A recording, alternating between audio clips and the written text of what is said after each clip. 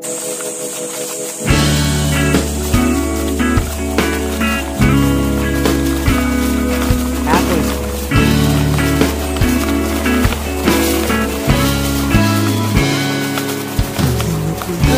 ang isipan, pabalik sa nakaraan. Huwag mo nang balikan, patuloy ka lang masasaktan.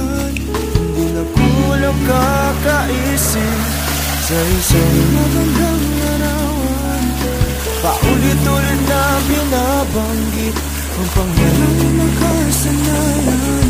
Tayo ay pinagtagpo